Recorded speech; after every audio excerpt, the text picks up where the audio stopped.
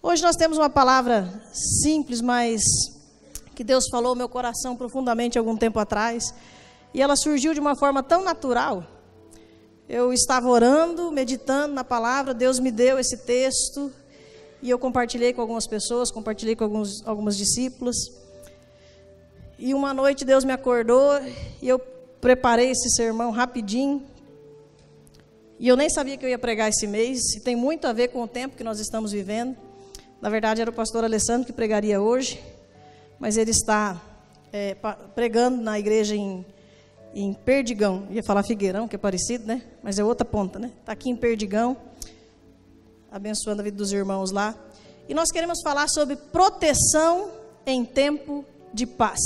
Você pode repetir esse título comigo? Proteção em tempos de paz. E eu quero convidar você a abrir a sua Bíblia em 2 Crônicas 14, de 1 a 7. Amém? 2 Crônicas, capítulo 14, de 1 a 7.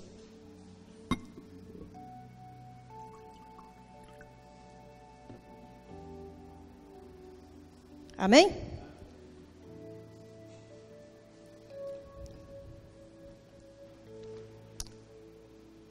Vamos ler a palavra do Senhor. O rei Abias morreu e foi sepultado na cidade de Davi. E seu filho Asa ficou no lugar dele como rei. Durante o reinado de Asa, houve 10 anos de paz na terra de Judá. Asa fez o que era bom e direito, e assim agradou ao Senhor seu Deus. Proibiu os sacrifícios nos altares dos deuses estrangeiros e os cultos nos lugares pagãos de adoração. Derrubou as colunas do deus Baal e cortou os postes da deusa Azerá. Ordenou ao povo de Judá que adorasse somente o Senhor, o Deus dos antepassados deles, e obedecesse às suas leis e mandamentos. Proibiu o culto nos lugares pagãos em todas as cidades de Judá e destruiu os altares de incenso. E durante o seu reinado houve paz. Asa construiu muralhas e fortalezas nas cidades, e durante o seu reinado nenhum inimigo guerreou contra ele, pois o Senhor Deus fez com que houvesse paz. Asa disse ao povo de Judá: enquanto não há perigo de guerra, vamos construir nas cidades muralhas, fortalezas e portões com trancas, pois temos adorado o Senhor, o nosso Deus, e temos procurado obedecer ao que Ele manda. É por isso que Ele nos tem deixado viver em paz com todos os povos vizinhos. Portanto, tudo isso foi construído e houve progresso. O rei Asa, ele é descendente de Davi, do rei Davi, e ele iniciou o seu governo com muita eficiência e dependência de Deus. Se nós lermos ali o capítulo 14, 15, parte do 16, nós vamos ver um rei que obedeceu a Deus, que fez uma grande transformação. Ele começou bem, ele continuou bem, o problema é que ele terminou mal. Quando nós lemos lá o finalzinho da história de Asa, nós vamos perceber que no final do seu reinado, no final da sua vida, ele acaba esquecendo de olhar para o Senhor. E ele perde o foco. Mas isso é uma outra palavra. Isso daria tema para várias mensagens, né, pastor Wesley? Mas nós queremos pensar nesse começo do rei Asa. Ele começa o seu reinado dependendo de Deus. Em um período, meus irmãos, que nós temos que entender que era um período de guerra, era marcado por guerra. Era um período de expansão territorial. Então as pessoas, os povos, eles guerreavam uns contra os outros. Um país guerreava contra os outros. Havia guerras e rumores de guerras constantemente. Então nós temos que entender que guerras ali era todo dia, era em todo tempo. Quando os soldados iam para a guerra, eles venciam um inimigo e já se levantava outro, e se levantava outro. Às vezes eles ficavam 6, 7, 8 anos sem voltar para casa, guerreando. Então era um tempo de guerra. E no meio de um período desse, eles ficam 10 anos em paz. E essa paz não veio por acaso. Ela foi consequência das atitudes de um rei junto ao seu Deus e ao seu povo. Essa paz, ela foi conquistada pelo rei e pelo povo diante do Senhor. E foi conquistada através da obediência. O rei Asa, ele percebeu, assim que ele assumiu o trono, ele percebeu que o povo estava cometendo pecado contra Deus. Deus já havia alertado sobre aquelas situações. Eles conheciam a lei. Naquele período eles não tinham a Bíblia toda como nós temos hoje, mas eles tinham a Torá, eles tinham o Pentateuco, assim, os 5 primeiros livros da Bíblia.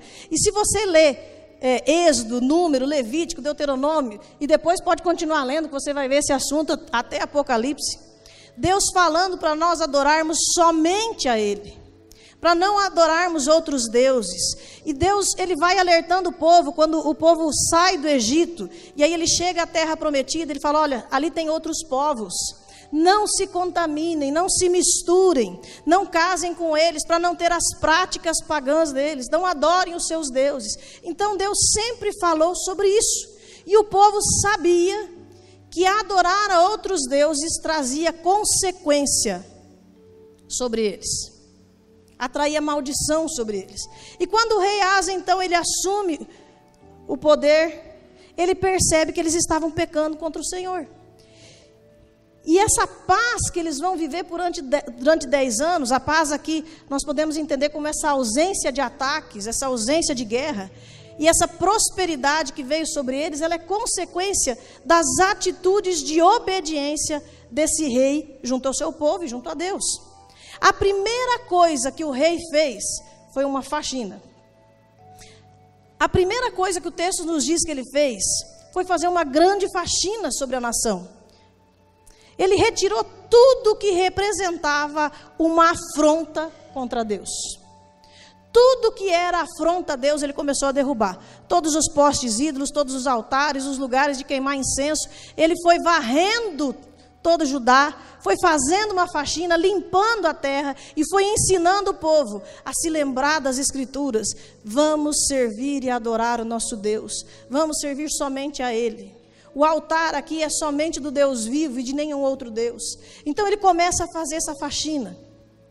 E vem um tempo de paz sobre o seu povo. Meus irmãos, é isso que nós temos sonhado para a nossa nação. Nós estamos num tempo tão tenso, né? Um momento tão tenso de segundo turno. E eu não vou falar sobre política, mas nós sonhamos com esse tempo de paz para a nossa nação. Nós desejamos que o nosso país possa desfrutar de um tempo de paz. Nós estamos precisando. Nós queremos essa paz. E o Deus que promoveu isso em Judá, Deus que promoveu isso em Israel, Ele quer promover isso no Brasil, amém? Deus quer promover isso no Brasil. Mas se nós queremos isso, nós vamos começar tendo que fazer uma faxina. A paz começa com a obediência. E a nossa nação precisa de uma faxina.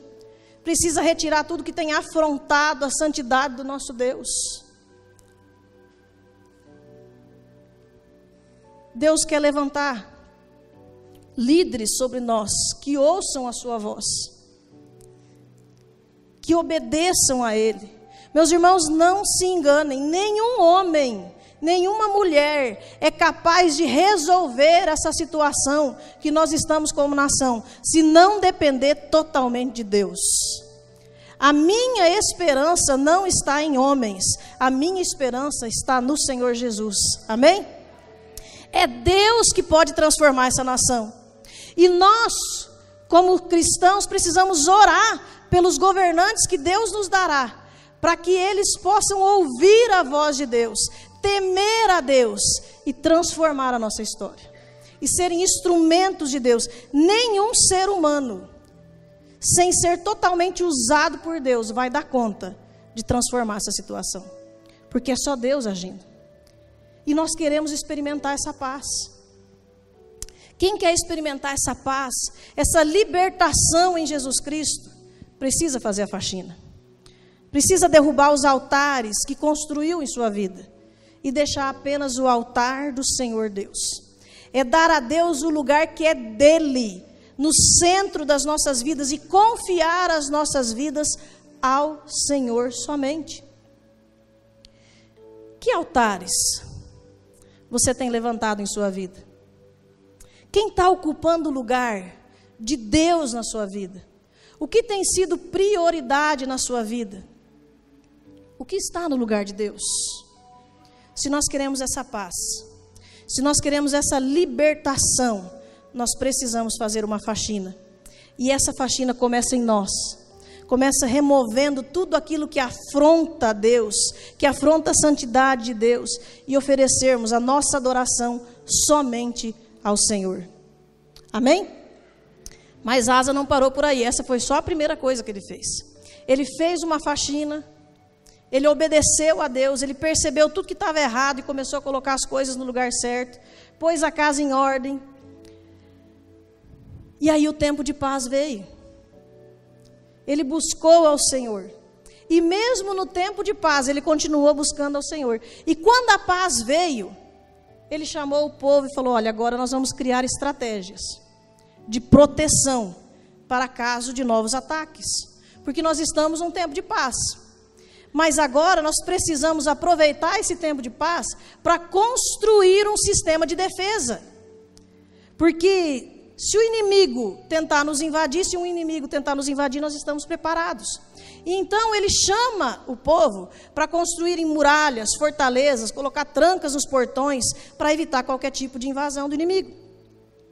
E nós temos cometido um grande erro.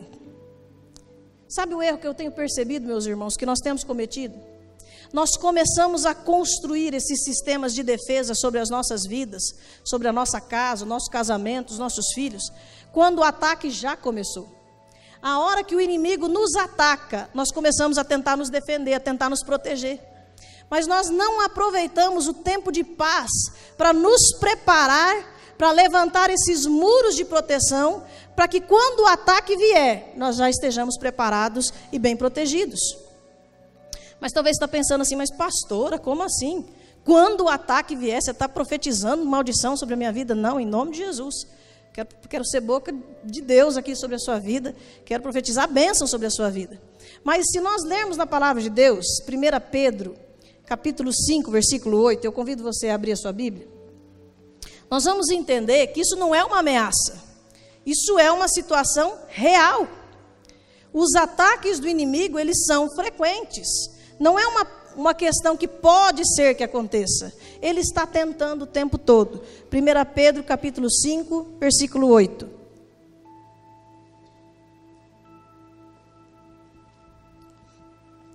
Amém? Está projetado aí também, caso você não tenha encontrado. Estejam alertas e fiquem vigiando, porque o inimigo de vocês, o diabo, anda por aí como um leão que ruge, procurando alguém para devorar. O texto nos diz que o inimigo, o nosso inimigo, o diabo, ele anda ao nosso derredor como um leão rugindo, buscando a quem possa tragar, buscando a quem possa devorar. O inimigo fica esperando uma falha nossa, fica esperando a gente abrir uma brecha, a gente dar um espaço para nos atacar. Então, quando nós estamos vivendo um tempo de paz diante do Senhor, é um tempo de nós nos prepararmos, nos fortalecermos, termos estratégias de proteção para a nossa segurança. Nós não estamos aqui querendo atrair nenhum tipo de perseguição, nem profetizar ataques do inimigo sobre a sua vida, muito menos te levar a ter medo. Medo do futuro, medo do que pode vir a acontecer. Nós não precisamos ter medo. O perfeito amor lança fora. Vamos juntos? O perfeito amor lança fora todo medo. Nós não precisamos ter medo. Nós estamos seguros em Deus, bem protegidos em Deus. O Senhor Deus é o nosso refúgio, é a nossa fortaleza, socorro bem presente na hora da angústia. E nós precisamos descansar em Deus, porque o nosso futuro está nas mãos dele. Mas descansar em Deus não é o mesmo que se acomodar em Deus. Descansar é sentimento, é paz, é segurança, é como eu me sinto diante das situações. Se acomodar é falta de atitude. Então nós não vamos nos acomodar, nós vamos descansar. Nós temos paz em Deus. Independente do resultado das eleições, nós descansamos em Deus, amém? mas nós não nos acomodamos em Deus. Nós continuamos tendo atitude. E eu quero ser bem prática nessa noite, trazendo algumas questões que Deus me trouxe à mente de uma forma muito clara naquela madrugada. Quando nós falamos de ataque do inimigo, nós estamos nos referindo às investidas de Satanás contra nós e contra a nossa família. E a palavra de Deus é clara em dizer que nós não podemos dar lugar ao diabo, como nós acabamos de ler. E muitas vezes nós passamos por lutas, porque nós não nos preparamos para a batalha.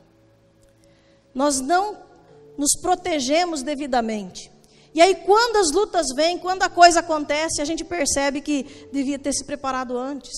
Nós estávamos muito acomodados, nos conformamos com algumas situações e esquecemos que o inimigo continua armando ciladas, tentando nos devorar, tentando nos derrubar. E eu espero sinceramente que você esteja vivendo um tempo de paz na sua casa. O meu desejo é que você esteja vivendo um tempo de paz na sua casa. Que você já tenha feito a faxina, que você já esteja vivendo as consequências da obediência e que você possa estar desfrutando desse tempo de paz. Mas algumas vezes nós vamos nos acomodando nesse tempo de paz e paramos de ter atitudes de fé. O rei Asa, ele faz essa faxina, ele obedece a Deus, ele retira do meio do povo tudo aquilo que representa uma afronta contra Deus. Como consequência dessa obediência veio um tempo de paz. Agora no tempo de paz, eles não vão deitar na rede, tomar água de coco e falar, oh Deus, que vida boa, né? 10 anos na sombra, 10 anos que eu posso guardar a espada, 10 anos que eu posso tirar toda a minha armadura, né? Os soldados em casa, aproveitando o tempo. Falar, agora vamos ficar tranquilo aqui, porque agora nós temos paz. O rei Asa falou assim, enquanto temos paz, nós vamos erguer barreiras de proteção. E eu quero trazer para vocês algumas coisas bem práticas do nosso dia a dia, onde nós podemos erguer essas barreiras de proteção, essas muralhas de proteção sobre as nossas vidas, sobre a nossa casa, nesse tempo de paz que eu espero que você esteja vivendo. Se você não tem vivido isso ainda, talvez você ainda precisa fazer a faxina. Mas talvez você já fez a faxina e já está vivendo essa paz. E como que a gente pode aproveitar esse tempo então? Eu quero dar alguns exemplos práticos de algumas áreas da nossa vida, onde nós podemos desfrutar da paz e erguer muralhas de proteção. E o primeiro é o casamento. Então os casados, pega na mãozinha da esposa se ela está aí do lado. Os que não estão, você anota para falar para ela depois. Falou, a pastora mandou falar para você, esse aqui. Um dos maiores erros que a gente comete no casamento, primeiro é achar que casamento é perfeito, né, quando vai casar. Mas todo casamento ele precisa de ajustes. São áreas do marido que precisam ser mudadas porque magoam a esposa. Tem coisas que a esposa faz ou fala que magoam o marido. Então tem situações que precisam ser ajustadas. O problema é que na hora da guerra a gente quer ajustar. É a hora que o esposo chega irritado do trabalho, é a hora que deu algum problema fora de casa, algum problema com os filhos, e você está vendo que o marido está nervoso, aí você aproveita para falar, mas também você não me ajuda, você não faz isso, você não faz aquilo. Tudo que precisa ser ajustado, começa a querer falar na hora que já está irritado. Não é na hora de paz. Ou o marido querer falar para a esposa que ela tem que ser mais carinhosa, mais atenciosa, mais amorosa, ouvir mais do que falar, justamente no dia que ela está de TPM. Meu irmão, isso não é dia de paz. Esse é um tempo de guerra. Se nós queremos construir proteção sobre a nossa casa, você vai conversar sobre esses ajustes, porque precisa.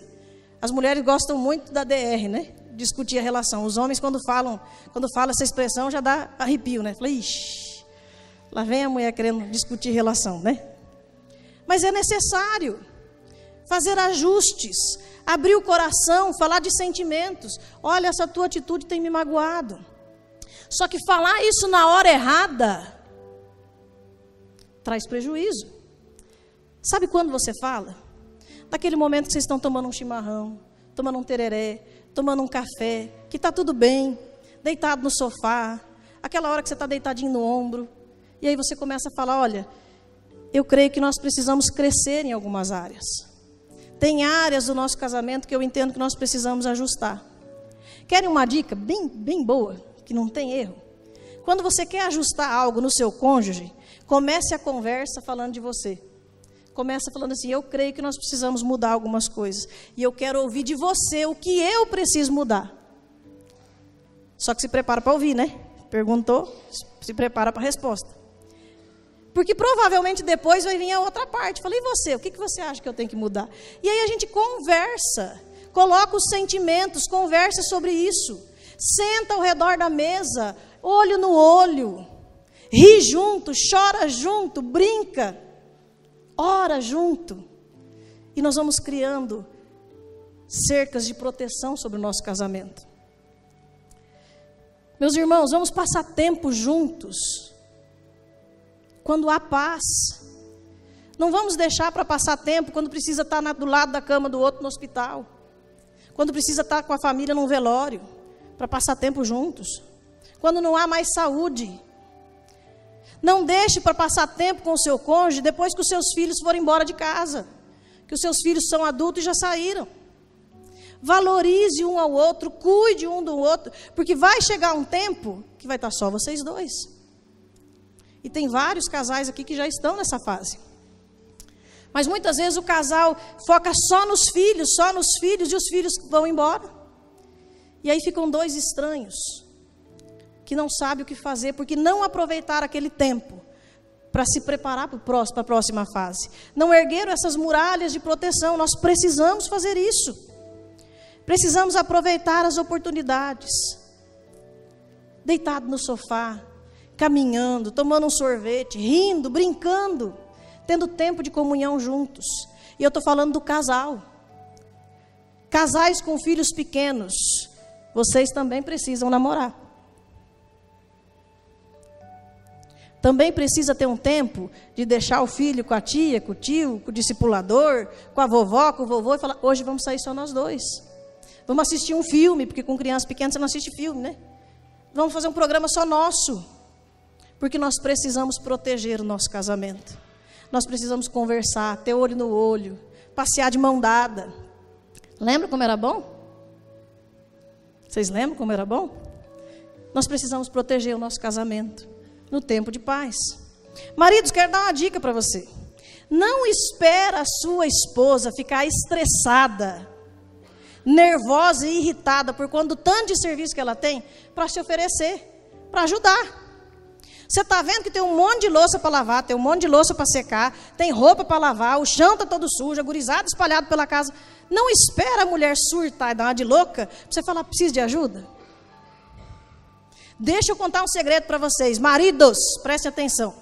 Você sabia que aquele prato que você comeu e aquele copo não tem perna? Ele não vai para a pia sozinho. Não custa nada você pegar o seu prato e levar até a pia. Melhor ainda lavar ele. Secar e guardar, então é o céu. É perfeição demais, né? Mas muitos maridos estão vendo que a mulher está doida, descabelada, fazendo serviço, e está deitado no sofá. De repente, dá um troço na mulher. Aí a guerra começa, porque você não criou a proteção no período de paz. Quando estava em paz, você não criou uma estratégia de proteção. Aí é tarde. Mulheres, deixa eu defender os homens agora, né? Mulheres, não espera o seu marido cobrar carinho, cobrar atenção. Você sabe quais são as necessidades que ele tem. Supre antes dele pedir. Hashtag fica a dica. Não vou falar mais porque tem menores no recinto. Mas entenderam, né? Você sabe quais são as necessidades do seu marido. Por que tem que esperar ele pedir? Por que tem que esperar brigar? Se você pode ser carinhosa todos os dias. E eu vou te falar uma coisa. Se você for uma mulher carinhosa, seu marido vai lavar a louça. Amém, irmãos? Está meio fraco, mas tudo bem.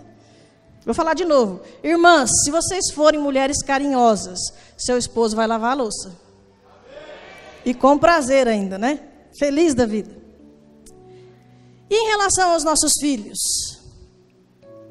Nós precisamos preparar os nossos filhos para os desafios da vida antes que esses desafios cheguem. Vocês estão tomando meu tempo aí, né? Estão me roubando aí atrás. Nem falei nada ainda.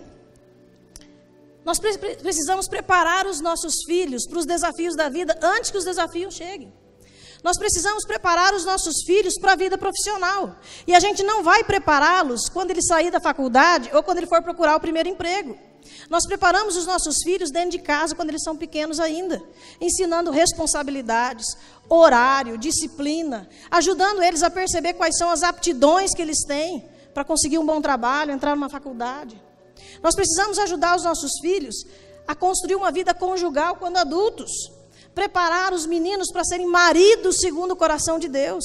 E as meninas para serem esposas segundo o coração de Deus. E os nossos filhos, eles vão aprender isso olhando para nós. É nós, pai e mãe, exercendo o nosso papel, que ensinamos os nossos filhos como ser esposo, como ser esposa, como serem pais. E nós precisamos fazer isso porque eles estão nos observando desde criança. Seu filho, pai, ele olha para você e ele entende que é assim que um marido tem que ser. Sua filha, mãe, ela olha para você e fala, é assim que uma esposa tem que ser. Ela tem uma tendência de repetir as suas atitudes. E nós precisamos preparar os nossos filhos para serem esposos. Para serem esposas segundo o coração de Deus. Ensina seu filho a fazer o serviço de casa. Ensina sua filha a honrar o pai dela. Porque honrando o pai dela, ela vai aprender a honrar o marido também. Mas nós precisamos ensinar quando é criança. Precisamos falar e ensinar sobre namoro. Ah, mas meu filho é tão pequenininho ainda.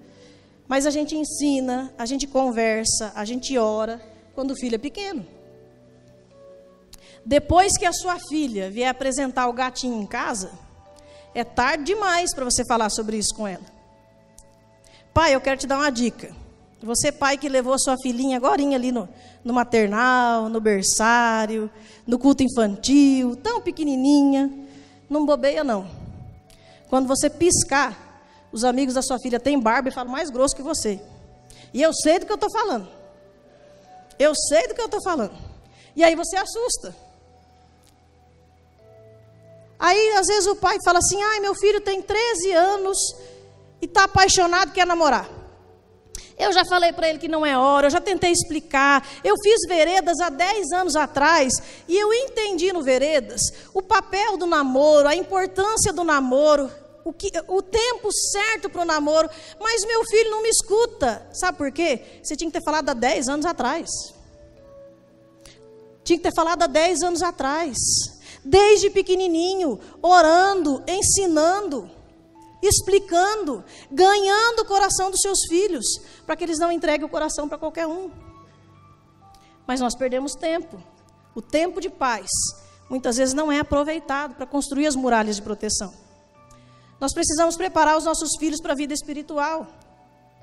Prepare seu filho para possíveis perseguições, meus irmãos. É muito ruim falar sobre isso, é triste falar sobre isso, mas nós sabemos que os tempos estão difíceis. Nós vivemos um país livre ainda, e eu espero que permaneça assim. Mas se você olhar ao redor do mundo, os cristãos são perseguidos. E os nossos filhos estão achando que é tudo muito fácil. Eles precisam entender que a vida cristã tem um preço. E se esse preço for cobrado deles, eles vão estar prontos para pagar. Eles vão estar firmes na palavra. Nós precisamos preparar os nossos filhos para a volta de Jesus. Jesus vai voltar. Jesus vai voltar. E nós precisamos falar sobre isso com os nossos filhos. Porque eu creio que não vai dar tempo. A hora que Jesus voltar, você fala, eu preciso contar uma coisa para vocês. Jesus está voltando. Vai ser tudo muito rápido, eu imagino. E você não sabe nem se você vai estar junto com seus filhos. Talvez seu filho esteja na escola, você esteja trabalhando. Vão se encontrar tudo lá no céu. Mas seu filho está preparado para se encontrar com Jesus? Talvez você está pensando assim, mas eu não sou casado, eu não tenho filho. Mas você é um profissional, não é? Ou pretende ser. E na nossa vida profissional? Como está a sua vida profissional? Talvez você está bem empregado, está estabilizado, é um tempo de paz na sua profissão. Por tanto tempo você quis um emprego e agora você está bem empregado, está tudo direitinho. Você está fazendo cursos? Está se capacitando? Está se reciclando? Ou se acomodou? está ganhando bem? O que você está fazendo com o seu dinheiro? Está gastando tudo para levar uma vida que você não pode manter? Meus irmãos, nós precisamos aprender a administrar o nosso dinheiro na abundância, para não sofrer na escassez. O apóstolo Paulo nos ensina isso, que ele experimentou viver a escassez e a abundância, e ele foi fiel em tudo. Nós precisamos aprender a administrar o nosso dinheiro quando estamos ganhando bem, quando há abundância, para não sofrer no tempo de escassez. Não compre aquilo que você não precisa. Não compre aquilo que você não pode pagar. Quer crescer? Quer passar num concurso? Daqui uns dias tem Enem, né? Acho que mês que vem tem Enem. Vai começar a estudar agora para o Enem? Se você quer passar no Enem daqui 2 anos, comece a estudar hoje. Quer passar num concurso? Não espera abrir o edital para estudar. Começa a se preparar antes. Quando abrir o edital, ou quando você estiver diante da prova do Enem, você vai estar preparado para isso. A gente precisa se preparar para as coisas antes. Aproveitar o tempo de paz. E a sua saúde? Muitas vezes nós deixamos para cuidar da nossa saúde quando nós não temos mais.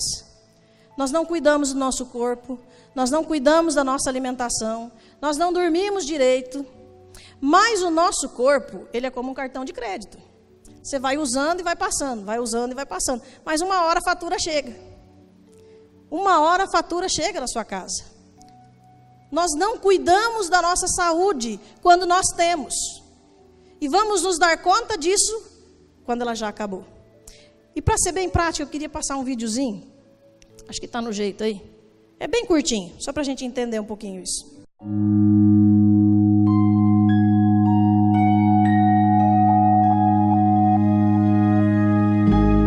What will your last 10 years look like? Will you be quick enough for a game of tag with your grandchild?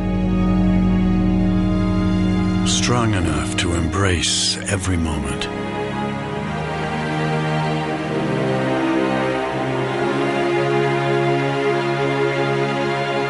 Will you grow old with vitality?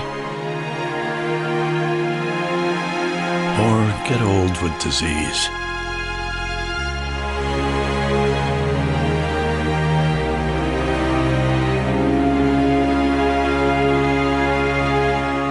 It's time to decide.